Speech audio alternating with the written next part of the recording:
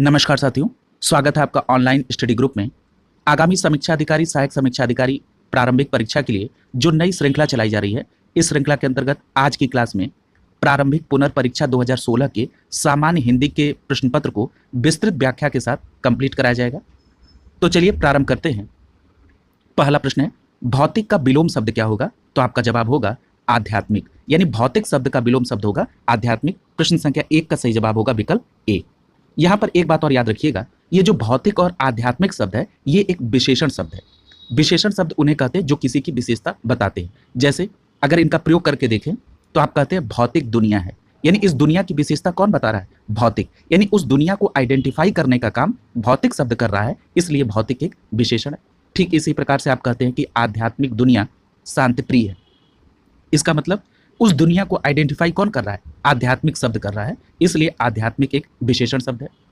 दूसरी बात, ये जो विशेषण है इसका विलोम सदैव विशेषण होता है। इसका मतलब यह है कि जो भौतिक है ये विशेषण है, इसका विलोम जो आध्यात्मिक है ये भी विशेषण है।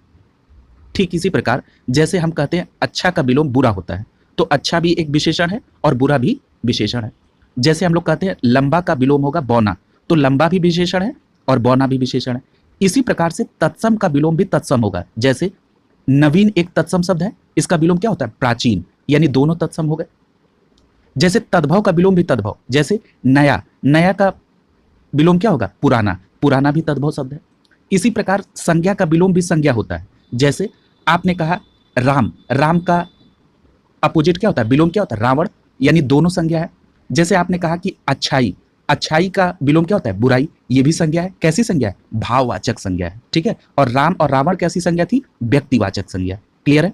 इसी प्रकार से सर्वनाम का विलोम भी सर्वनाम ही होता है। जैसे तुम का विलोम क्या होता है? मैं, दोनों सर्वनाम। इसी प्रकार से हमारा का विलोम क्या होगा? तुम्हारा। अब आपको बिल्कुल क्लियर कट समझ में आ गया होगा। अब चलिए प्रश्न संख्या 2 को देखते हैं। पूछा जा रहा है कि प्राची शब्द का विपरीतार्थक शब्द क्या है, यानी प्राची का विलोम क्या होगा? तो आपका सही जवाब होगा प्रतीचि। क्या होगा? प्रतीचि, यानी विकल्प बी सही हो जाएगा। यहां पर जो अन्य ऑप्शन है जरा उनको भी देख लीजिए। यहां पर एक बात और क्लियर कर लीजिए, ये जो प्राची होता है इसका मतलब होता है पूरब, और जो प्रतीचि है इसका मतलब होता है पश्चिम। इसी प्रकार से जो विकल्प ए में शब्द दिया गया है उदीची, इसका मतलब होता है उत्तर, और इसका विलोम क्या होगा? अवाची, अवाची का मतलब दक्षिण। विकल्प सी में लिखा है नवीन, नवीन शब्द का विलोम क्या होगा? प्राचीन। ठीक है। अगला देखिए प्रश्न संख्या 3। यहां पर एक चीज और देख लीजिए, जो समीची शब्द है इसका अर्थ होता है प्रशंसा। तो आप क्या है, एक शब्द पूछा जाता है कि समीचीन का विलोम क्या होगा, तो आप कहेंगे असमीचीन। ठीक है। अगला है प्रश्न संख्या 3। पूछा जा रहा है कि समष्टि का विलोम शब्द क्या होगा, तो आपका सही जवाब क्या होगा? व्यष्टि, यानी यहां पर विकल्प बी सही हो जाएगा। समष्टि का विलोम होगा व्यष्टि। अगला देखिए, विकल्प ए में जो विशिष्ट शब्द दिया है, विशिष्ट का विलोम क्या होगा? सामान्य। इसी प्रकार से सी विकल्प में अशिष्ट दिया है, इसका क्या होगा? शिष्ट होगा। इसी प्रकार डी में जो अपुष्ट लिखा है इसका क्या होगा? पुष्ट होगा विलोम। ठीक है। अगला देखिए प्रश्न संख्या 4। पूछा जा रहा है कि निम्नलिखित में से विलोम शब्दों की दृष्टि से एक युग्म गलत है, उसको फाइंड आउट करिए। पहला दिया है विधि, विधि का जो विलोम होता है वो क्या होता है? निषेध। ठीक है, तो ये बिल्कुल सही है। अगला है आह्वान, इसका होता है विसर्जन विलोम, बिल्कुल सही है। आपने देखा होगा जब गणपति महोत्सव आता है तो आप क्या करते हैं? गणपति जी को आह्वान करते हैं, यानी उनको आमंत्रित करते हैं, उनको बुलाते हैं और फिर उसके बाद उनका विसर्जन करते हैं। ठीक है, तो ये आपस में अपोजिट हुआ। इसी प्रकार से दिया है आग्रह का विलोम विग्रह, ये गलत दिया है। आपको पता है कि आग्रह का विलोम क्या होता है? दुराग्रह होता है। ठीक है। और ये जो विग्रह शब्द है ये संधि का विलोम होता है, संधि का विलोम होता है विग्रह, और आग्रह का विलोम क्या होता है? दुराग्रह। दोनों बातें याद रखेंगे। यानी यहां पर प्रश्न संख्या 4 का विकल्प क्या सही हो जाएगा? सी सही हो जाएगा। और याद रखिएगा ये जो अमीय शब्द होता है इसका मतलब होता है विपरीत होता है हलाहल। ठीक है। प्रश्न संख्या 4 का सही जवाब होगा विकल्प सी। अगला देखिए प्रश्न संख्या 5। प्रश्न संख्या 5 में पूछा जा रहा है कि विलोम शब्द की दृष्टि से इनमें से सही युग्म कौन सा है? पहला कह रहा है अकीर्ण का विलोम होता है विकीर्ण, ये गलत है। क्यों? क्योंकि संकीर्ण का विलोम होता है विकीर्ण। दूसरा कह रहा है कि इप्सित का विलोम है अभिप्सित, ये भी गलत दिया है, क्योंकि जो इप्सित है इसका विलोम होता है अनिप्सित, यानी जहां पर भ है यहां पर न होना चाहिए। अगला है आदृत का विलोम है निरादृत, ये बिल्कुल सही दिया है, इसलिए प्रश्न संख्या 5 का सही जवाब होगा विकल्प सी। जरा दोष का अगर आप विलोम देखेंगे तो होगा गुण। ठीक है, यानी प्रश्न संख्या 5 का सही जवाब होगा विकल्प सी। अगला है शुद्ध वर्तनी वाले शब्द का चयन करिए। तो यहां पर देखिए विकल्प डी सही हो जाएगा, देदीप्यमान होता है, ठीक है। यानी यहां पर प्रश्न संख्या 6 का सही जवाब क्या होगा, डी विकल्प यहां पर सही हो जाएगा। यहां पर जो देदीप्यमान है ये एक विशेषण रूप में प्रयुक्त होता है जिसका अर्थ होता है चमकता हुआ, दमकता हुआ, ठीक है। अगला देखिए प्रश्न संख्या 7, पूछा जा रहा है कि निम्नलिखित में से अशुद्ध वर्तनी वाला शब्द कौन सा है। तो यहां पर आपका देखिए यहां पर एक मिसप्रिंट हुआ है, ये जो पौराणिक लिखा है, जो इसका मूल प्रश्न में जो लिखा हुआ शब्द था ये ड़ पर बड़ी की मात्रा थी, इसलिए यहां पर 7वें का डी विकल्प आपका सही हो जाएगा। यहां पर उसका करेक्ट वर्जन ही लिख दिया गया है। पौराणिक सही तौर पर ड़ में बड़ी की नहीं छोटी की मात्रा होती है, तब वो शुद्ध होगा। और जो अन्य विकल्प है वो सभी शुद्ध है, कौतूहल, अनधिकार और निरपेक्ष, ठीक है। यहां मूल प्रश्न में ड़ में बड़ी की मात्रा थी, ठीक है। अगला देखिए प्रश्न संख्या 8। प्रश्न संख्या 8 में पूछा जा रहा है कि निम्नलिखित वाक्य में शुद्ध वाक्य कौन सा है। तो यहां पर देखिए पहला लिखा है कि मुझसे यह काम संभव नहीं हो सकता। देखिए संभव नहीं भी लिख रहा है, बाद में हो सकता भी है। तो यहां पर सही क्या होगा, मुझसे यह काम संभव नहीं, ठीक है। यानी ये पहला शुद्ध नहीं है। अगला है यह बिल्कुल भी बात नहीं करना चाहता। बिल्कुल भी का मतलब क्या है, यहां होना चाहिए वह बिल्कुल बात नहीं करना चाहता। अगला है यह कविता अनेक भाव प्रकट करती है। यानी यहां पर ये वाक्य बिल्कुल शुद्ध है। और प्रश्न संख्या 8 का सही जवाब होगा विकल्प सी। डी विकल्प भी देख लीजिए, इन दोनों में केवल यही अंतर है। यहां पर केवल शब्द अनावश्यक है, यहां पर सही होगा इन दोनों में यही अंतर है। यानी इस प्रकार प्रश्न संख्या 8 का सही जवाब होगा विकल्प सी। अगला देखिए प्रश्न संख्या 9, पूछा जा रहा है कि निम्नलिखित में से एक वाक्य शुद्ध है, वो कौन सा है। तो आपका सही जवाब क्या होगा, यहां पर देखिए विकल्प डी सही हो जाएगा। इसके बावजूद हम लोगों से हिंदी लिखने में बहुत भूलें हो जाती हैं। ये बिल्कुल सही वाक्य लिखा हुआ है, यानी यहां पर डी विकल्प सही होगा, ठीक है। अगला देखिए प्रश्न संख्या 10। प्रश्न संख्या 10 में पूछा जा रहा है कि अशुद्ध वाक्य का चयन करिए। पहला दिया है पुलिस द्वारा डाकुओं का पीछा किया गया, बिल्कुल सही है। अगला बी विकल्प में दिया गया है कि देश की वर्तमान मौजूदा हालात ठीक नहीं है। यहां पर वर्तमान और मौजूदा दोनों एक जैसे अर्थ देते हैं, इसलिए दोनों एक जैसे अर्थ देने वाले शब्द का एक जगह प्रयोग बिल्कुल अनुचित है। इसलिए प्रश्न संख्या 10 का सही जवाब होगा विकल्प बी। ये स्टेटमेंट गलत है, यानी बी यहां पर आंसर हो जाएगा। अगला है प्रश्न संख्या 11, पूछ रहा है कि परंपरा से चली आ रही बात, इसके लिए एक शब्द क्या होगा। तो आपका सही जवाब होगा अनुश्रुति। यानी परंपरा से चली आ रही बात के लिए एक शब्द होगा अनुश्रुति। डी विकल्प यहां पर सही हो जाएगा। जरा अन्य विकल्प को भी देख लीजिए। अगर हम ये कहें कि प्रतिश्रुति क्या होता है, तो किसी बात के लिए दिया जाने वाला वचन कहलाता है प्रतिश्रुति, ठीक है। अगर कहा जाए ब्याज स्तुति, तो ये कहा जाता है निंदा के बहाने स्तुति को कहते हैं ब्याज स्तुति, ठीक है। अगर ये पूछा जाए कि अनुलोम क्या होता है, तो अनुलोम का मतलब क्या है, अनुलोम का मतलब होता है यथाक्रम या ऊपर से नीचे की ओर आने वाले के लिए प्रयोग किया जाता है अनुलोम, ठीक है। यानी अवरोही की बात हो रही है, ठीक है। अगला देखिए प्रश्न संख्या 12, पूछा जा रहा है कि जिसके पास कुछ न हो उसके लिए एक शब्द क्या होगा। तो आपका सही जवाब होगा अकिंचन। यानी प्रश्न संख्या 12 का सही जवाब होगा विकल्प बी। जिसके पास कुछ न हो उसके कहते हैं अकिंचन। यहां जरा कुछ अन्य शब्दों को भी देख लीजिए। विकल्प ए में दिया है अक्षम। अक्षम का मतलब होता है जो कुछ करने में सक्षम नहीं है, यानी क्षमता रहित व्यक्ति को अक्षम कहते हैं। विकल्प सी में दिया है अज्ञ। अज्ञ का मतलब होता है अज्ञानी, जो कुछ न जानता हो। डी विकल्प में दिया है असमर्थ, यानी जिसमें सामर्थ्य न हो, ठीक है। अगला देखिए प्रश्न संख्या 13, पूछा जा रहा है कि स्वेद से उत्पन्न होने वाले के लिए वाक्यांश के लिए एक शब्द क्या है। तो आपका सही जवाब क्या होगा, यहां पर विकल्प ए सही हो जाएगा स्वेदज। यानी स्वेद से उत्पन्न होने वाले को कहते हैं स्वेदज, यानी ए विकल्प यहां पर सही हो जाएगा। जरा अन्य विकल्प को भी देख लीजिए। विकल्प बी में दिया है अंडज। अंडज किसको कहते हैं, अंडे से उत्पन्न को। अगला है पिंडज, जिसका जन्म शरीर से हो उसको कहते हैं पिंडज। पिछले प्रश्न पत्र के हल में एक मैंने आपको एक्सप्लेनेशन में बताया था कि जरायुज, यानी वह जंतु जो सीधे शिशु को जन्म देता है उसको क्या कहते हैं, जरायुज। याद रखेंगे। अगला देखिए प्रश्न संख्या 14, पूछा जा रहा है कि अपरिणित शब्द निम्नलिखित में से वाक्यांश के लिए प्रयोग होता है, किसके लिए अपरिणित कहते हैं। तो जिसका विवाह न हुआ हो उसको कहते हैं अपरिणित, यानी यहां पर बी विकल्प आपका सही हो जाएगा। और जिसका विवाह हुआ है उसको क्या कहते हैं, जिसका विवाह हो चुका है उसको कहते हैं परिणित, ठीक है। अगला देखिए प्रश्न संख्या 15। प्रश्न संख्या 15 में पूछा जा रहा है कि निम्नलिखित में से किस वाक्यांश के लिए एक शब्द के तौर पर दुर्निवार शब्द का प्रयोग किया जाता है। तो आपका सही जवाब क्या हो जाएगा? यहां पर विकल्प ए देखिए, लिखा है जिसे दूर करना कठिन हो उसके लिए क्या कहते हैं? दुर्निवार। ठीक है, जिसे दूर करना कठिन उसको दुर्निवार, यानी प्रश्न संख्या 15 का सही जवाब होगा विकल्प ए। ठीक है, और यहां पर देखिए विकल्प डी में लिखा है जिसे जीत पाना कठिन हो उसके लिए एक शब्द क्या होगा? तो उसको कहते हैं दुर्जेय। ठीक है, इन दोनों बातों को आप याद रखेंगे। प्रश्न संख्या 16 को देखिए, लिखा है निम्नलिखित में से तत्सम शब्द है। तो यहां पर तत्सम शब्द क्या है? जीर्ण शब्द, यानी 16 का जो बी विकल्प है ये तत्सम में लिखा है जीर्ण, और इसका तद्भव क्या होता है? झीना या पुराना। ठीक है, यहां पर विकल्प बी सही हो जाएगा। यहां पर जो अन्य विकल्प है जरा उनको देखिए। दही शब्द, दही क्या है? तद्भव है, इसका तत्सम क्या होगा? दधी। इसी प्रकार विकल्प सी में गयंद लिखा है, गयंद का मतलब क्या होता है? हाथी, और पिछले बार के जो प्रश्न पत्र था उसके एक्सप्लेनेशन में आपने हाथी के तत्सम को देखा है, तो हाथी का तत्सम क्या होता है? हस्ती, याद रखेंगे। अगला है डी विकल्प में गाहक, गाहक का जो तत्सम होता है वो क्या होता है? ग्राहक, यानी जो दुकान पे सामान खरीदने जाते हैं उनको तद्भव में कहा जाता है गाहक और तत्सम में कहा जाता है ग्राहक। प्रश्न संख्या 17 देखिए, लिखा है अगहन, अगहन का तत्सम रूप क्या होगा? तो सबसे पहली बात ये जान लीजिए, जो अगहन शब्द है ये हिंदू पंचांग का एक महीना होता है। ठीक है, और इसका तत्सम होगा अग्रहायण, यानी प्रश्न संख्या 17 का सही जवाब होगा विकल्प ए, अग्रहायण।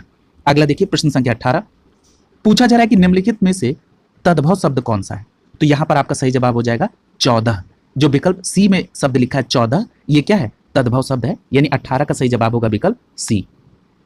जो विकल्प ए में लिखा है चतुर्दश, याद रखिएगा ये जो 14 है ना, इसी का तत्सम शब्द लिखा हुआ है विकल्प ए में चतुर्दश, याद रखेंगे 14 का तत्सम क्या होगा? चतुर्दश।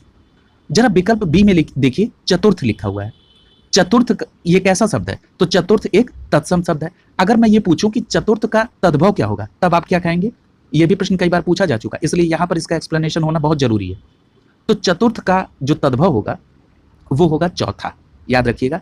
अगर आपसे पूछा जाता है कि आप किस क्लास में हैं, तो आप कहते हैं चतुर्थ में। ठीक, अधिकतर सरस्वती शिशु मंदिर में जो पढ़ा होगा उसको ये पता है कि बोला जाता है चतुर्थ कक्षा में। ठीक है, यानी चौथी कक्षा में। ठीक है, यानी चतुर्थ का तद्भव क्या होगा? चौथा। अगर पूछा जाए कि चतवारी का तद्भव क्या होगा, तो याद रखिएगा चतवारी का तद्भव होता है 4। ठीक है, इसको भी याद रखिएगा, ये परीक्षा के दृष्टिकोण से बहुत इंपॉर्टेंट है। अगर जिसको नहीं पता होगा वो अलग से नोट डाउन कर लेगा। अगर मैं आपसे एक और यहाँ पर इंक्लूड कर दूं कि चौथाई को क्या कहा जाता है, तो याद रखिएगा चौथाई का जो तत्सम होता है वो होता है चतुर्थांश। ठीक है, या उसको कहते हैं चतुर्थ भागिक। ठीक है, इन दोनों बातों को आप याद रखेंगे। अगला देखिए प्रश्न संख्या 19, पूछा जा रहा है कि अभ्यांतर। ठीक है, अभ्यांतर शब्द का तद्भव क्या है? तो आपका सही जवाब क्या होगा? यहां पर विकल्प बी सही हो जाएगा, भीतर, यानी अभ्यांतर का तद्भव क्या होगा? भीतर। इसी प्रकार से जो गहरा है इसका तत्सम क्या होगा? गंभीर हो जाएगा। ठीक है, और विकल्प सी में जो बाहर शब्द लिखा है इसका तत्सम क्या हो जाएगा? तो बाहर का तत्सम होता है बहिर। ठीक है, अब यहाँ पर एक और मैं कंफ्यूजन हो सकती है, उसको मैं यहाँ पर क्लियर कर दूं। अगर आपसे पूछा जाए कि बहरा का तत्सम क्या होगा, तब आप कहेंगे वधिर। ठीक है, व ध में छोटी की मात्रा धी और र, वधिर, बहरा का, और बाहर का बहिर। अगला देखिए प्रश्न संख्या 20, पूछा जा रहा है कि करपट का तद्भव रूप क्या होता है? तो आपका सही जवाब क्या होगा? करपट का तद्भव रूप होता है कपड़ा, इसको आप पहले भी पढ़ चुके हैं। 20 का सही जवाब होगा विकल्प डी। यहां पर जो विकल्प ए में कपट लिखा हुआ है, कपट का मतलब होता है धोखा। ठीक है, विकल्प सी में देखिए कपूर लिखा है, कपूर का तत्सम क्या होता है? कर्पूर होता है, याद रखिए। प्रश्न संख्या 21 देखिए, प्रश्न संख्या 21 में पूछा जा रहा है कि वह बहुत खाता है, इस वाक्य में बहुत शब्द किस प्रकार का विशेषण है? तो देखिए ये प्रश्न पहले भी पूछा जा चुका है। यहां पर बहुत शब्द जो है ये क्या है? ये वस्तु की मात्रा को बता रहा है, इसका मतलब ये कैसा विशेषण हो गया? परिमाणवाचक विशेषण हुआ। यहां पर विकल्प ए और डी को देखिए, एक में लिखा है निश्चित और एक में लिखा है अनिश्चित। बहुत से हमको किसी फिक्स क्वांटिटी का पता नहीं चल रहा है, इसलिए हम ये कहां जाएंगे? अनिश्चित परिमाणवाचक विशेषण में, और 21 का सही जवाब हो जाएगा विकल्प डी। ठीक है, यहां बहुत के अलावा यदि थोड़ा लिखा रहे, अधिक लिखा रहे, कुछ लिखा रहे, तो ये सभी किसके उदाहरण है? अनिश्चित परिमाणवाचक विशेषण के उदाहरण है। ठीक है, इस पे डिटेल चर्चा भी हो चुकी है पहले। अगला देखिए प्रश्न संख्या 22, पूछा जा रहा है कि निम्नलिखित वाक्यों में से वह वाक्य चुनिए जिसमें गुणवाचक विशेषण का प्रयोग किया गया है। सबसे पहली बात कि गुणवाचक विशेषण क्या है, ये मैं बता चुका हूं कि वह विशेषण शब्द जिससे किसी पदार्थ के गुण, रंग, आकार, दशा, अवस्था आदि का बोध होता है तो उसे कहा जाता है गुणवाचक विशेषण। पहला स्टेटमेंट देखिए, लिखा है वह नटखट बालक संगीत नहीं सुन रहा है। यहाँ जो नटखट शब्द है वो बालक की विशेषता बता रहा है, इसलिए ये क्या हो गया विशेषण, और ये उसके गुण को बता रहा है कि वो नटखट है, इसलिए कैसा विशेषण हो गया गुणवाचक विशेषण। इसका मतलब प्रश्न संख्या 22 का सही जवाब हो जाएगा विकल्प ए। ठीक है, अगला देखिए। और जो गुणवाचक विशेषण होते हैं इसमें भला, बुरा, पापी, लाल, पीला, बाहरी, सुंदर, लंबा, कुरूप, ये सभी प्रयोग होता है। अगला देखिए प्रश्न संख्या 23, पूछा जा रहा है कि सतीश चंचल बालक है, इस वाक्य में चंचल शब्द क्या है? तो आपका सही जवाब क्या होगा? अब देखिए चंचल शब्द जो है वो बालक की विशेषता बता रहा है, ये उसके गुण को बता रहा है, इसलिए यहां पर जो चंचल है ये गुणवाचक विशेषण हो जाएगा, यहां पर विकल्प बी सही हो जाएगा। ठीक है, अगला देखिए प्रश्न संख्या 24 में पूछा जा रहा है कि मानसिक विशेषण किस मूल शब्द से बना है? तो आपका सही जवाब क्या होगा? यहां पर देखिए जो मानसिक विशेषण है ये मनस मूल शब्द से बना है, लेकिन आयोग ने इसका आंसर क्या माना था? मानस माना था, विकल्प बी को यहां पर आयोग ने आंसर माना था। यहां पर एक बात आपको समझना आवश्यक है, तब आप इस अंतर को स्पष्ट कर पाएंगे। जब किसी भी मूल शब्द में एक प्रत्यय लगता है तो वो उस शब्द के पहले अक्षर को या तो दीर्घ कर देगा या तो उसमें वृद्धि कर देगा। ठीक, जैसे देखिए मैं कह रहा हूं कि मनस में एक लगा तो जो म है उसको वो मां कर दिया यानी दीर्घ कर दिया, और लास्ट में एक प्रत्यय लग गया तो क्या बन गया? मानसिक बन गया। जरा कुछ और उदाहरण देखिए, जैसे अगर मान लीजिए शब्द में एक प्रत्यय लगाया जाए तो शब्द में जब एक प्रत्यय लगेगा तो जो बड़ा श है ये क्या हो जाएगा? दीर्घ हो जाएगा यानी शा हो जाएगा, और पीछे एक लग गया तो क्या बन गया? शाब्दिक हो गया। इसी प्रकार दिन में जब एक लगा तो दैनिक बन गया, धर्म में जब एक लगा तो ध को धा बना और धार्मिक बन गया। ठीक है, अगला देखिए प्रश्न संख्या 25, पूछा जा रहा है कि चारित्रिक विशेषण शब्द का मूल शब्द कौन सा है?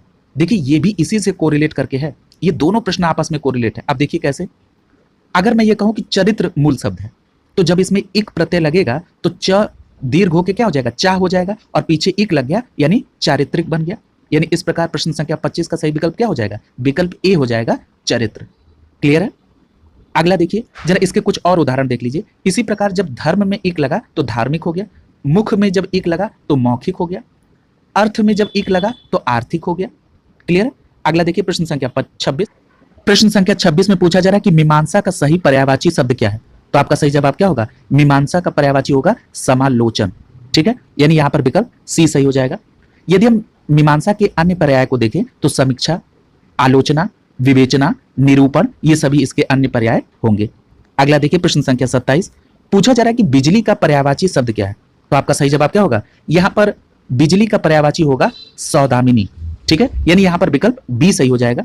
यदि हम बिजली के अन्य पर्यायवाची को देखें तो विद्युत, तड़ित, चपला, दामिनी होता है।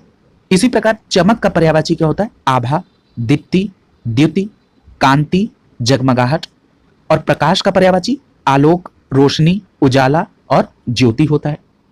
प्रश्न संख्या 28 को देखिए, पूछा जा रहा है कि निम्नलिखित में से कौन सा शब्द लक्ष्मी का पर्यायवाची नहीं है? तो यहां पर आपका सही जवाब क्या दिख रहा है? भारती। भारती किसका पर्यायवाची होते? सरस्वती का। ठीक है, यानी यहां पर विकल्प डी आपका आंसर हो जाएगा। यदि हम लक्ष्मी के अन्य पर्याय को देखें तो रमा, इंद्रा, कमला, विष्णुप्रिया, कमलासना और श्री, ये सभी लक्ष्मी के पर्याय होते हैं। यदि हम सरस्वती के पर्याय को देखें भारती के अलावा तो बागेश्वरी, वीणा वादिनी, वाचा, विद्या देवी, ये सभी किसके पर्यायवाची हैं? सरस्वती के। याद रखेंगे, यहां से प्रश्न सीधे पूछे जाते हैं। प्रश्न संख्या 29 को देखिए। प्रश्न संख्या 29 में पूछा जा रहा है कि निम्नलिखित में से कौन सा शब्द कपड़ा का पर्यायवाची नहीं है? तो यहां देखिए विकल्प डी में लिखा है वासन।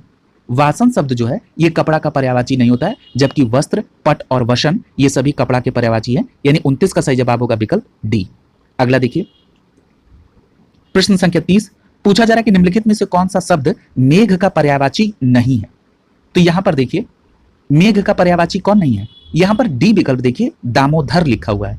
पहली बात तो ये शब्द ही गलत है, दामोदर होता है, दामोदर नहीं होता है। ठीक, और ये यहां पर डी विकल्प आपका सही हो जाएगा, क्योंकि पयोधर, जलधर और वारीधर ये सभी मेघ के पर्यायवाची होते हैं, और यहां पर डी विकल्प आपका आंसर हो जाएगा।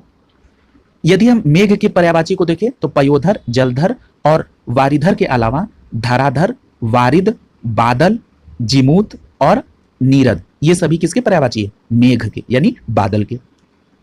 यदि हम दामोदर की बात करें तो मैंने अभी आपको बता दिया कि दामोदर गलत है, दामोदर शब्द, और दामोदर किसका पर्यायवाची होता है? विष्णु जी का। अगर हम विष्णु के अन्य पर्यायवाची को देखें तो जनार्दन, चक्रपाणी, विश्वंभर, मुकुंद, नारायण, केशव, माधव, चतुर्भुज, ठीक है, ये सभी किसकी पर्यायवाची हैं? विष्णु के। यहां पर विष्णु के पर्यायवाची को परीक्षा के दृष्टिकोण से देखा जाए तो ये बहुत इंपॉर्टेंट है। तो यहां पर कुछ और पर्यायवाची आपको जानना जरूरी, जैसे उपेंद्र पूछा जा चुका है, ये भी विष्णु के पर्यायवाची हैं। अच्युत पूछा जा चुका है, ये भी विष्णु का पर्यायवाची। गोविंद हो गया, ठीक है, लक्ष्मीपति, विधु, विभू शब्द भी विष्णु का पर्यायवाची।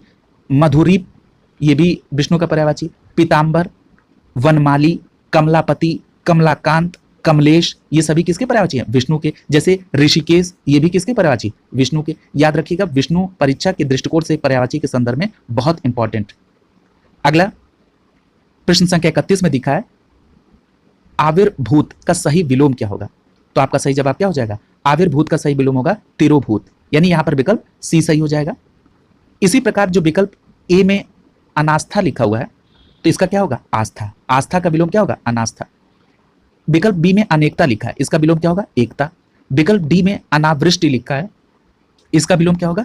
अतिवृष्टि। ठीक है, अगला देखिए प्रश्न संख्या 32। पूछा जा रहा है कि क्षणिक का सही विलोम शब्द क्या है? तो आपका सही जवाब क्या होगा? शाश्वत। क्षणिक मतलब जो कम समय के लिए, शाश्वत मतलब जो हमेशा रहे। ठीक है, तो ये यहां पर विकल्प बी सही हो जाएगा, शाश्वत। इसी प्रकार जो विकल्प ए में अल्प लिखा है, इसका विलोम क्या होगा? अति। विकल्प सी में जो क्षर लिखा है, इसका विलोम क्या होगा? अक्षर। और विमुख का विलोम क्या होगा? उन्मुख। ठीक है, प्रश्न संख्या 33 देखिए। पूछा जा रहा है कि अग्रज का विलोम शब्द क्या है? तो अग्रज का विलोम क्या होगा? अनुज हो जाएगा, यानी यहां पर विकल्प सी सही हो जाएगा। ठीक है, यदि हम अन्य विकल्प को देखें तो अक्षत लिखा है, अक्षत का विलोम क्या होता है? विच्छत, याद रखेंगे। अतुल, अतुल का विलोम क्या होता है? तो अतुल का विलोम होता है तुल्य। ठीक है, या तुल भी कहीं लिखा जाता है। ठीक है, तो याद रखेंगे अतुल का विलोम है तुल्य या तुल। यदि पूछा जाए कि अटल का विलोम क्या है, तो आपका जवाब होगा चंचल। कई बार परीक्षाओं में डमाडोल भी लिखा रहता है। ठीक है, तो अटल का विलोम आप डमाडोल या ढुलमुल ये भी आए तो चंचल के अलावा इसको भी आप सही टिक करेंगे। ठीक है, अगला देखिए प्रश्न संख्या 34। पूछा है कि निम्नलिखित में विलोम शब्दों की दृष्टि से कौन सा एक युग्म गलत है? तो देखिए, पहला दिया है मौन, मौन का विलोम होता है मुखर, बिल्कुल सही है। दूसरा दिया है शानदार का विलोम है शर्मनाक, ये भी सही है। अगला है बर्बर का सभ्य, ये भी सही है। अगला है अनुचर का विलोम परिचर, ये गलत है। ये जो अनुचर और परिचर है, इन दोनों का अर्थ होता है सेवक। ठीक है, यानी यहां पर विकल्प डी सही हो जाएगा। अगला देखिए प्रश्न संख्या 35। पूछा जा रहा है कि विलोम शब्द की दृष्टि से इनमें से एक युग्म गलत है। तो देख लीजिए, अमित, अमित का विलोम क्या होता है? परिमित, ये बिल्कुल सही है। अगला दिया है सत्कार, तो सत्कार का विलोम क्या होता है? तिरस्कार, ये भी सही है। फिर दिया है आच्छादित, तो आच्छादित का विलोम क्या होता है? अनाच्छादित होता है। ठीक है, परिच्छिन्न नहीं होता है। तो ये आपका आच्छादित का विलोम क्या होगा? अनाच्छादित, यानी यहाँ 35 का सही जवाब क्या हो जाएगा? विकल्प सी हो जाएगा। और सुख का दुख सही विलोम है, यानी यहाँ पर सी विकल्प जो है ये गलत है। यहाँ पर आच्छादित का अनाच्छादित होना चाहिए। अगला है प्रश्न संख्या 36। पूछा जा रहा है कि वर्तनी की दृष्टि से शुद्ध शब्द कौन सा है? तो यहाँ पर देखिए, वर्तनी अभी आपने अनुग्रहित को पढ़ा है, ये बिल्कुल गलत लिखा हुआ है। यहाँ पर सही वर्तनी क्या लिखी है? विवर्त लिखा है। ठीक है, यानी जो विकल्प बी में लिखा है शब्द, वो बिल्कुल वर्तनी की दृष्टि से शुद्ध है, विवर्त बिल्कुल सही है, यानी यहाँ पर बी विकल्प आपका आंसर हो जाएगा। यहाँ पर जरा सबके शुद्ध वर्तनी को देख लीजिए, चिन्ह में ह में आधा न। अगला है अनुग्रहित, अनुग्रहित नहीं होता, अनुगृहित होता है, यानी ये आप कई बार पूछा जा चुका, आप कई बार पढ़ भी चुके हैं। यहाँ पर वीर हड़ी नहीं होता, वीर हिड़ी होता है। ठीक है, ह में छोटी की मात्रा होती है, याद रखेंगे। अगला है शुद्ध वर्तनी का चयन करिए। यहां पर आपका सही जवाब क्या हो जाएगा? विकल्प डी सही हो जाएगा। ज्योत्सना लिखते समय आधा त और आधा स लिखा जाता है, इस बात को बस केवल आपको अपने दिमाग में रखना है। यहां पर विकल्प डी सही हो जाएगा। ठीक है, हर एक उस पॉइंट को पॉइंट आउट करने का प्रयास किया जा रहा है जहां पर आप गलती करते हैं, आप स्वयं बताते हैं कि यहां पर सर गलती हो जाती है, उसी को पॉइंट आउट करने का प्रयास किया जा रहा है। हमारे तरफ से हर वो संभव प्रयास किया जाएगा ऑनलाइन स्टडी ग्रुप की तरफ से कि आपका 60 में से 55 प्लस हर हालत में आए। चयन चाहिए इस बार, इसलिए पूरा प्रयास किया जा रहा है। त्यौहार का समय चल रहा है, आप इसको सेलिब्रेट भी कीजिए, लेकिन उसमें से समय निकालिए कि आपकी पढ़ाई भी साथ में चलती रहे। ठीक है, और चैनल के सपोर्ट के लिए जब आप देखते हैं उसको लाइक कर दिया करिए, और निश्चित तौर पर आप अपने दोस्तों के बीच में इसको शेयर करेंगे, ऐसी मैं अपेक्षा रखूंगा, क्योंकि आप ही सब ऑनलाइन स्टडी ग्रुप के ब्रांड एम्बेसडर हैं। अगला देखिए प्रश्न संख्या 38। पूछ रहा है कि वर्तनी की दृष्टि से कौन सा शब्द अशुद्ध है?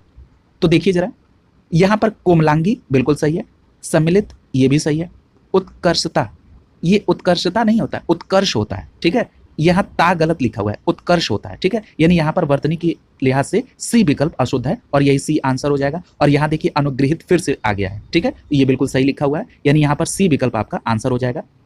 प्रश्न संख्या 39 को देखिए जरा। पूछा जा रहा है कि निम्नलिखित में से कौन सा एक शुद्ध वाक्य है, ठीक। यहाँ पर एक चीज देखिए, मैंने आपको पिछले बार के जो प्रश्न पत्र कराए थे उसमें मैंने एक चीज बताई थी, अनेकों नहीं होता है, अनेक होता है। यानी आप सी और डी विकल्प को तो ऐसे ही क्रॉस कर देंगे और बी विकल्प को क्यों काट देंगे, क्योंकि यहाँ पर लिखा है हर एक विद्यार्थी, हर एक शब्द नहीं होता है, प्रत्येक विद्यार्थी। इसलिए प्रश्न संख्या 39 का सही जवाब हो जाएगा विकल्प ए, प्रत्येक विद्यार्थी को चाहिए कि वह हिंदी की अनेक पुस्तकें पढ़े, ठीक। यानी यहाँ पर ए विकल्प सही हो जाएगा। अगला देखिए प्रश्न संख्या 40। पूछा जा रहा है कि निम्नलिखित में से एक वाक्य अशुद्ध है, वो कौन सा है। पहला दिया है मोहन गेहूं पिसवाने चक्की पर गया है, बिल्कुल सही है। अगला कह रहा है निर्दय व्यक्ति से मित्रता नहीं करनी चाहिए, ये भी सही है। अगला कह रहा है कि उसके घर के पास एक मिठाई की दुकान है, गलत है। क्यों गलत है, इस सेंटेंस से, इस वाक्य से ऐसा प्रतीत हो रहा है कि उसके घर के सामने एक मिठाई की दुकान है, यानी उस दुकान में केवल एक मिठाई है, गलत। यहाँ क्या होना चाहिए, उसके घर के सामने मिठाई की एक दुकान है, यानी जो एक शब्द है वो दुकान के पहले प्रयोग होना चाहिए, ठीक है। यानी यहाँ पर 40 का विकल्प सी आपका आंसर होगा, क्योंकि ये अशुद्ध है। अगला देखिए प्रश्न संख्या 41। पूछा जा रहा है कि जिसका कोई शत्रु नहीं जन्मा हो उसके लिए एक शब्द क्या होगा, तो आपका सही जवाब क्या होगा, अजात शत्रु। यानी जिसका कोई शत्रु न जन्मा हो उसको कहते हैं अजात शत्रु, यहाँ पर सी विकल्प आपका सही हो जाएगा। जरा अन्य विकल्प को भी देख लीजिए। विकल्प ए में अजय लिखा है, अजय किसके लिए होता है, जिसे जीता न जा सके उसके लिए एक शब्द होता है अजय। विकल्प बी में लिखा है शत्रुजयी, शत्रुजयी का मतलब क्या होता है, जिसने शत्रु को जीत लिया हो उसको कहा जाता है शत्रुजयी, याद रखेंगे। अगला है डी विकल्प में लिखा है शत्रुविहीन, शत्रुविहीन किसको कहते हैं, यानी जिसका कोई शत्रु ना हो उसको कहते हैं शत्रुविहीन, ठीक है। यानी 41 का सही जवाब होगा विकल्प सी। अगला देखिए प्रश्न संख्या 42। पूछा जा रहा है कि खोज करने वाला, इसके लिए एक शब्द क्या होगा, तो जो खोज करने वाला होता है उसको कहते हैं अन्वेषक, यानी प्रश्न संख्या 42 का विकल्प ए आपका आंसर हो जाएगा। अगला देखिए, यहां पर जो और विकल्प हैं जरा उनको भी देख लीजिए। जैसे विकल्प में लिखा हुआ था अनुपम, तो अनुपम कहा जाता है जिसकी उपमा न हो उसको कहते हैं अनुपम। निवेशक यानी निवेश करने वाला, जो पूंजी लगाता है उसको कहते हैं निवेशक। अगला है अन्विति, अन्विति का मतलब होता है परस्पर संबद्धता यानी एकता, यानी परस्पर संबद्धता का मतलब आपस में जुड़ा हुआ, संबद्धता मतलब जुड़े हुए, एकता है, ठीक है, अन्विति कहते हैं, ठीक है। अगला देखिए प्रश्न संख्या 43। पूछा जा रहा है कि जिसकी ग्रीवा सुंदर हो उसके लिए एक शब्द क्या है, तो आपका सही जवाब क्या होगा, सुग्रीव कहते हैं उसको, ठीक है। यानी प्रश्न संख्या 43 का सही जवाब क्या होगा, विकल्प बी सही हो जाएगा। जरा जो अन्य विकल्प है उसको भी देखिए। विकल्प ए में लिखा है पार्थिव, पार्थिव का मतलब क्या होता है, पृथ्वी से संबंध रखने वाले को कहते हैं पार्थिव। इसी प्रकार विकल्प सी में लिखा हुआ है सुधीर, सुधीर का मतलब होता है धैर्यवान, ठीक है। अगला देखिए प्रश्न संख्या 44। पूछा जा रहा है कि जिसका अनुभव इंद्रियों द्वारा न किया जा सके उसके लिए एक शब्द क्या है, तो आपका सही जवाब क्या होगा, यहां पर विकल्प बी सही हो जाएगा, उसको कहते हैं अतीन्द्रिय, यानी जिसका अनुभव इंद्रियों से न हो सके उसको कहते हैं अतीन्द्रिय, यानी यहां पर बी विकल्प आपका सही हो जाएगा। यहां विकल्प ए में देखिए जितेंद्र शब्द है, इंद्रियों को जीतने वाले को जितेंद्र कहा जाता है, ठीक है, यहां पर छोटी की मात्रा रहेगी ज में। अगला है इंद्रियों से संबंधित को क्या कहा जाता है, ऐन्द्रिक कहा जाता है। अभी आपने ये तो बता दिया कि जिसका अनुभव इंद्रियों के द्वारा न हो सके उसको अतीन्द्रिय कहते हैं। मैं एक प्रश्न ये पूछ रहा हूं कि जिसने इंद्रियों पर विजय पाली हो उसके लिए एक शब्द क्या होता है, यह भी प्रश्न कई बार पूछा जा चुका है, तो आपका सही जवाब क्या होगा, जितेंद्रिय, ठीक है, याद रखेंगे। अगला देखिए प्रश्न संख्या 45। पूछा जा रहा है कि वाक्यांशों और उनके लिए प्रयुक्त शब्दों के निम्नलिखित युग्मों में से कौन सा सही युग्म है, तो देखिए जो स्त्री अभिनय करे उसके लिए क्या कहते हैं, उसको अभिनेता नहीं कहते हैं, उसको अभिनेत्री कहते हैं, ठीक है, यानी यहां पर यह गलत है। जो व्याकरण जानता हो उसे व्याकरणिक नहीं कहते हैं, उसको व्याकरण कहते हैं, क्या कहते हैं, व पे ऐ की मात्रा वै या करण, ठीक है, ये भी गलत दिया है। अगला है आंखों से परे, आंखों से परे को प्रत्यक्ष नहीं कहा जाता, प्रत्यक्ष तो उसको कहते हैं जो आंखों के सामने होता है उसको प्रत्यक्ष, और जो आंखों के परे होता है उसको अप्रत्यक्ष कहते हैं या परोक्ष भी कहते हैं, ठीक है, यानी यहां पर यह भी गलत है। अगला दिया है लौट कर आया हुआ, तो जो लौट कर आया हुआ होता है उसको क्या कहते हैं, प्रत्यागत, ये बिल्कुल सही दिया है, यानी प्रश्न संख्या 45 का विकल्प डी आपका आंसर हो जाएगा। अगला देखिए प्रश्न संख्या 46। पूछा जा रहा है कि निम्नलिखित में से तत्सम शब्द कौन सा है, तो आपका सही जवाब क्या होगा, यहां पर तत्सम शब्द आपका है ओष्ठ, ओष्ठ का तद्भव क्या होता है, होठ, ठीक है, यानी यहां पर विकल्प डी आपका आंसर हो जाएगा। जरा जो अन्य विकल्प है उनको भी देखिए। विकल्प ए में लिखा है उत्साह, ये जो उत्साह है ये क्या है, ये एक तद्भव शब्द है और इसका तत्सम क्या होगा, तो इसका तत्सम होगा उत्साह, याद रखिएगा। इसी प्रकार से विकल्प बी में देखिए उजला लिखा है, उजला कैसा शब्द है, तद्भव शब्द है और इसका तत्सम क्या होगा, इसका तत्सम होगा उज्ज्वल। इसी प्रकार विकल्प सी में उल्लू लिखा है, उल्लू कैसा शब्द है, तद्भव और इसका तत्सम होगा उलूक, याद रखिएगा। ये प्रश्न कई बार पूछे जा चुके हैं। अगला है प्रश्न संख्या 47 और पूछा जा रहा है कि परिवा का तत्सम रूप क्या है, तो आपका सही जवाब क्या होगा, परिवा का तत्सम रूप होता है प्रतिपदा, यानी यहां पर विकल्प सी सही हो जाएगा। याद रखिएगा हिंदी माह के प्रत्येक पक्ष के प्रथम तिथि को प्रतिपदा के नाम से जाना जाता है, ठीक है। और प्रतिपदा एक तत्सम रूप है और किसका है, परिवा का, ठीक है। इसका तद्भव रूप होता है परिवा। अगला देखिए प्रश्न संख्या 48। प्रश्न संख्या 48 में पूछा जा रहा है कि निम्नलिखित तत्सम तद्भव शब्दों के युग्म में कौन सा सही युग्म है, यानी संगत युग्म है। तो यहां पर देखिए विकल्प सी सही हो जाएगा। पर्यंक को कहा जाता है पलंग, ठीक है, याद रखेंगे। पलंग एक तद्भव शब्द है जिसका तत्सम होता है पर्यंक, यानी यहां पर सी विकल्प आपका आंसर हो जाएगा। अगला देखिए जरा यहां पर कुछ अन्य जो दिए गए थे ऑप्शन में उनको भी देख लीजिए जरा। देखिए जो सत्तू होता है ये एक तद्भव शब्द है और इसका तत्सम क्या होता है, सक्तु। अगला है सच, सच क्या होता है, ये एक तद्भव शब्द है और इसका तत्सम होता है सत्य। घोड़ा, घोड़ा तद्भव है, इसका तत्सम होता है घोटक। इसी प्रकार घड़ा जो है ये तद्भव है और इसका तत्सम होता है घट, याद रखेंगे। अगला है प्रश्न संख्या 49। पूछा जा रहा है कि निम्नलिखित में से तद्भव शब्द है, तो आपका सही जवाब क्या हो जाएगा, विकल्प ए सही हो जाएगा आंसू। आप सभी को पता है कि आंसू का जो तत्सम है वो अश्रु होता है, ठीक है। इसी प्रकार जरा अन्य को भी देख लीजिए। एकत्र शब्द जो लिखा है, एकत्र जो है ये एक तत्सम शब्द है और इसका तद्भव पूछा जाए तो इकट्ठा होगा। विकल्प सी में वानर लिखा है, वानर शब्द जो है ये तत्सम का है, इसका तद्भव होता है बंदर। इसी प्रकार जो उच्च शब्द लिखा है ये भी तत्सम है और इसका तद्भव होता है ऊंचा, याद रखेंगे। अगला देखिए प्रश्न संख्या 50। पूछा जा रहा है कि कपित का तद्भव शब्द क्या है, तो आपका सही जवाब क्या हो जाएगा, कैथा, याद रखिएगा, बहुत इंपॉर्टेंट है। कपित का होता है कैथा, यानी यहां पर विकल्प बी सही हो जाएगा। यहां पर देखिए जरा अन्य विकल्प को भी देख लीजिए। जैसे लिखा हुआ है कपूर, कपूर क्या है, एक तद्भव शब्द है और इसका तत्सम क्या होगा, कर्पूर होगा। केला भी एक तद्भव शब्द है, इसका तत्सम क्या होगा, कदली होगा। इसी प्रकार खजूर है, ठीक है, तो खजूर का तत्सम क्या होगा, खरजूर, ये भी याद रखेंगे। अगला देखिए प्रश्न संख्या 51। प्रश्न संख्या 51 में पूछा जा रहा है कि निम्नलिखित शब्दों में से कौन सा शब्द गुणवाचक विशेषण है। आज गुणवाचक विशेषण की कई बार चर्चा हुई है। यहां पर आपका विकल्प ए सही हो जाएगा उचित, यानी जो उचित शब्द है ये विशेषण के तौर पे कैसे प्रयोग है, जरा प्रयोग करके देखिए। आप कहते हैं उचित दृष्टिकोण, यानी उस दृष्टिकोण की विशेषता कौन बता रहा है, उचित शब्द बता रहा है, इसलिए क्या होगा, ये उचित गुणवाचक विशेषण होगा। यहां पर विकल्प ए सही हो जाएगा। जरा अन्य विकल्प को भी देखिए जरा। पूछा जा रहा है विकल्प बी में पांचवा, याद करिए मैंने आपको संख्यावाचक विशेषण के प्रकार में बताया था क्रमवाचक विशेषण। आपको पता है कि पहला, दूसरा, तीसरा, चौथा, पांचवा, छठवां, ये सभी क्या है, क्रमवाचक विशेषण है, ठीक है। यहां पर विकल्प डी में देखिए 3 लिखा है। 3 क्या है, मैंने संख्यावाचक विशेषण के प्रकार में बताया था गणनावाचक विशेषण को, और गणनावाचक विशेषण को भी 2 पार्ट में बांटा था, एक पूर्णांक और दूसरा अपूर्णांक। तो ये 3 क्या है, गणनावाचक विशेषण है और ये पूर्णांक है, ठीक। यहां पर बात करते हैं कुछ की, तो कुछ क्या है, ये एक अनिश्चित है, ठीक है, ये अनिश्चित संख्यावाचक एवं परिमाणवाचक विशेषण होगा, ठीक है। अगला देखिए यहां पर ए विकल्प सही होगा। प्रश्न संख्या 52 में पूछा जा रहा है कि निम्नलिखित में से कौन सा विशेषण संज्ञा से नहीं बना है, तो आपका सही जवाब क्या होगा, यहां पर सी विकल्प आपका सही हो जाएगा। ये सुंदर जो है ये संज्ञा से नहीं बना है। याद रखिएगा रूप की रचना की दृष्टि से विशेषण जो है विकारी और अविकारी 2 प्रकार के होते हैं। जो अविकारी विशेषण होता है इसमें रूपों में परिवर्तन नहीं होता है, ये अपने मूल रूप में बने होते हैं। जैसे सुंदर हो गया, पीला हो गया, गोरा हो गया, सुडौल, भारी, चंचल, ये सभी क्या है, ये सभी मूल रूप में अपने बने रहते हैं, अविकारी विशेषण है। और कुछ ऐसे विशेषण होते हैं जो संज्ञा शब्द में प्रत्यय लगकर बनते हैं। जैसे धर्म है, उसमें एक प्रत्यय लगा और बना धार्मिक।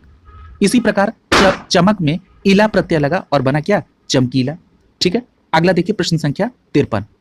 प्रश्न संख्या 53 में पूछा जा रहा है कि निम्नलिखित में से किस वाक्य में उत्तमावस्था गुणवाचक विशेषण विशेष का प्रयोग किया गया है।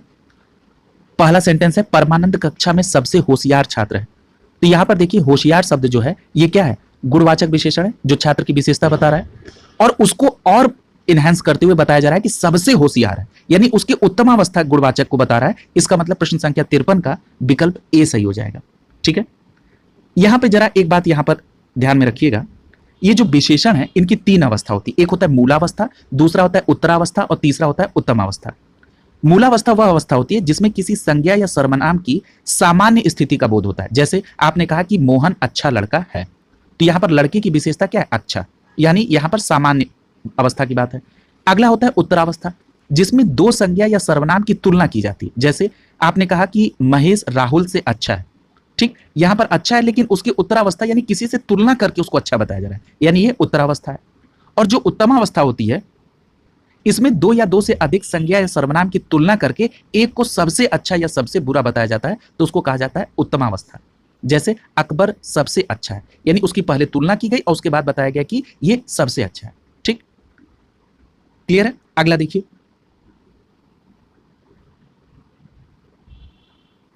प्रश्न संख्या 54 में पूछा जा रहा है कि सौर किस मूल शब्द से बना विशेषण है? आपका सही जवाब होगा सूर्य, यानी विकल्प सी सही हो जाएगा। सूर्य मूल शब्द से जो बना विशेषण है वो है सौर। ठीक है, आप कहते हैं ना सौर मंडल, ठीक है, यानी उस मंडल की विशेषता कौन बता रहा है? सौर। ठीक है, तो यानी कि यहां पर सौर क्या हो गया? विशेषण हो गया। और ये किस मूल शब्द से बना हुआ है? तो सूर्य से, यानी यहां पर विकल्प सी सही हो जाएगा। अगला देखिए, प्रश्न संख्या 55 पूछा जा रहा है कि निम्नलिखित में से कौन सा शब्द विशेषण है? तो यहां पर मैंने आपसे कहा था कि प्रयोग करके देख लीजिएगा। यहां पर देखिए, आप कहते हैं आग्नेय शैल, ठीक, यानी उस शैल की विशेषता क्या है? कि वो आग्नेय, यानी यहां पर आग्नेय शब्द क्या होगा? विशेषण। इसी प्रकार से औषधि शैल, तो औषधि भी क्या हो जाएगा? विशेषण हो जाएगा। यानी 55 का सही जवाब क्या हो जाएगा? विकल्प बी सही हो जाएगा। यहां पर देखिए, जो विकल्प ए में आग दिया है, इसका तत्सम क्या होता है? अग्नि होता है, ये भी बात याद रखिएगा। और आग क्या है? तद्भव शब्द। अगला दिया प्रश्न संख्या 56, जिसमें दिया कि आकाश का पर्यायवाची शब्द क्या है? तो आकाश का पर्यायवाची शब्द क्या होता है? आकाश का पर्यायवाची होता है शून्य, यानी विकल्प बी सही हो जाएगा। यदि हम आकाश के अन्य पर्यायवाची को देखें तो शून्य के अलावा गगन, नभ, अंबर, व्योम, ये सभी किसके पर्यायवाची है? आकाश के। विकल्प सी में देखिए प्रभा लिखा है। अगर हम प्रभा के पर्यायवाची को देखें तो चमक, ज्योति, दीप्ति, कांति, छवि, आभा, ये सभी प्रभा के पर्यायवाची हैं। अगला है प्रश्न संख्या 57 और पूछा जा रहा है कि सोना का पर्यायवाची शब्द क्या है? तो सोना का पर्यायवाची क्या होता है? कनक, यानी यहां पर विकल्प डी सही हो जाएगा। यदि हम सोने के अन्य पर्यायवाची को देखें तो स्वर्ण, सुवर्ण, पुष्कल, हेम, हाटक, कंचन, ये भी कई बार पूछा जा चुका है। इसी प्रकार विकल्प ए में देखिए अर्क शब्द लिखा है। अगर इसके पर्यायवाची को देखें तो सूर्य, रवि, भानु, दिनकर, दिवाकर, भास्कर, ठीक है, ये सभी किसके पर्यायवाची हैं? सूर्य के। ठीक, याद रखेंगे। अगला देखिए प्रश्न संख्या 58 पूछा जा रहा है कि उसके प्राण पखेरु उड़ गए। इस वाक्य में पखेरु शब्द किसका पर्यायवाची है? तो आपका सही जवाब क्या होगा? यहां पर आपका सही जवाब हो जाएगा पक्षी का, यानी यहां पर विकल्प आपका ए सही हो जाएगा। यहां पर एक बात और याद रखिएगा, ये जो पखेरु पक्षी का पर्यायवाची है, इस पक्षी के और पर्यायवाची क्या क्या होते हैं इसको भी देख लीजिए। तो अंडज, विहग, खग, विहंग, शकुनी, पतंग, परिंदा, चिड़िया, ये सभी किसके पर्यायवाची है? पक्षी के। ठीक है, अगर हम जल्दी के पर्यायवाची देखें तो तीव्र, द्रुत, ये सभी जल्दी के पर्यायवाची हैं। अगला है प्रश्न संख्या 59 पूछा जा रहा है कि निम्नलिखित में से कौन सा शब्द चंद्रमा का पर्यायवाची नहीं है? चंद्रमा बहुत इंपॉर्टेंट पर्यायवाची है। यहां पर देखिए विकल्प डी सलील शब्द जो है ये चंद्रमा का पर्यायवाची नहीं होता है। सलील शब्द पर्यायवाची होता है पानी का। ठीक है, यानी यहां पर विकल्प डी सही हो जाएगा। अगर हम यहां पर चंद्रमा के पर्यायवाची को देखें तो चंद्रमा के पर्यायवाची में एक तो आपने सुधांशु देखा, सुधाकर और सुधाधर, इसके अलावा मयंक, शशि, चंद्र, राकेश, ये सभी किसके पर्यायवाची है? चंद्रमा की। देखिए कुछ और मैं चंद्रमा के पर्यायवाची को यहां बताना चाह रहा हूं ताकि चंद्रमा बहुत इंपॉर्टेंट है और आपसे ये गलत नहीं होना चाहिए। जैसे हिमांशु, ये भी बहुत इंपॉर्टेंट है चंद्रमा का। रजनी, रजनीश, इंदु, ठीक है, विधु और शशि, ये भी है। कमलानिधि, शशांक, छपाकर, ये भी बहुत इंपॉर्टेंट है। उड़ूप, ये भी चंद्रमा का ही पर्यायवाची है। महताब, ये भी कई बार पूछा गया है। अंशुमाली, ये भी चंद्रमा का पर्यायवाची है। तो ये जो मैंने अभी आपको जिक्र किया है ये कई बार पूछेगा, बहुत इंपॉर्टेंट है। ठीक है, तो याद रखेंगे इनको। अब यहां पर अगर पानी के पर्यायवाची को देख लें तो नीर, तोय, अंबु, वारी, ये सब किसके हैं? पानी के। और सलील भी किसका पर्यायवाची है? पानी का। अगला देखिए प्रश्न संख्या 60 आज की क्लास का अंतिम प्रश्न पूछा जा रहा है कि निम्नांकित शब्दों में से कौन सा एक शब्द माता का पर्यायवाची नहीं है? तो आपका सही जवाब क्या होगा? यहां पर विकल्प बी सही हो जाएगा। अभी आपने पढ़ा है कि जो अंबु है ये किसका पर्यायवाची है? पानी का। ठीक है, और जो अंब है, अंबा है और जननी है, ये सभी माता के पर्यायवाची है, इसलिए बी आपका विकल्प हो जाएगा। जरा माता के अन्य पर्यायवाची को देख लें तो मात्र होगा, धात्री होगा, ये सभी माता के हैं। ठीक है, इस प्रकार यहाँ पर ये प्रश्न पत्र संपूर्ण विस्तृत व्याख्या के साथ कंप्लीट हो गया। अगली क्लास में नए प्रश्न पत्र के साथ मिलेंगे। शुभकामनाओं के साथ आप सभी का बहुत बहुत धन्यवाद।